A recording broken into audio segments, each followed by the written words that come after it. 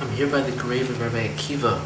Rabbi Akiva is an inspiration to us all, in that he had pulled himself from the lowest depths, as he was a simple man, a shepherd in the field, and he pulled himself from the lowest depths and became a great man who eventually had 24,000 students.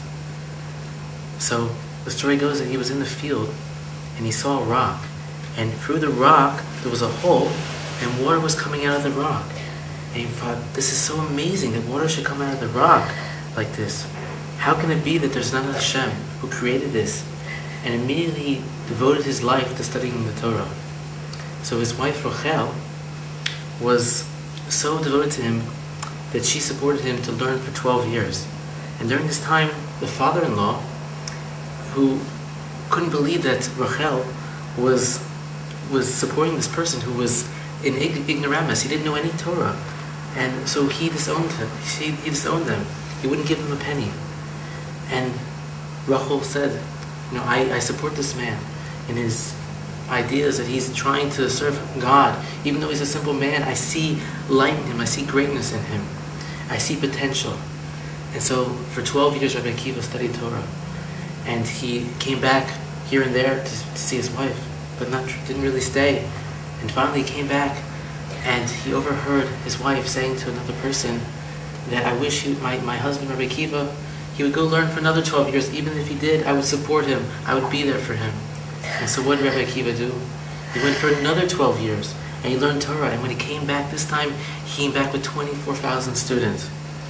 So what was the real key to the greatness of Rabbi Akiva? Was it the idea that he saw this rock and that he saw that, you know, the beauty of Hashem? Was that alone what carried him, what made him great, that made him have the greatest students of Torah? Or was it his wife, Rachel, who supported him, who believed in him? Let me tell you something. The rabbis, we see the great rabbis and we think that they work so hard to come to where they are. But we don't look at the family, we don't look at the wife, at the mother. We don't see that in order for him to carry on such the burden, the burden of Torah. Torah is not an easy thing. You have to work very hard for Torah. It's harder than any work in the world.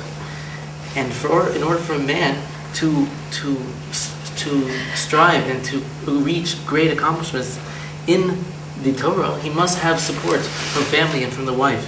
And so Rachel was the mystery, the hidden key, the hidden light behind Rabbi Akiva.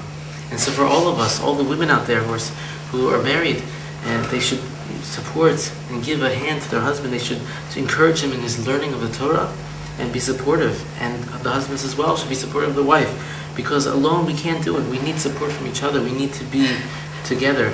And it's a great tzchus to be here in Tiberias, which is a half hour from the city of Tzfat, and to have the great Rabbi Akiva.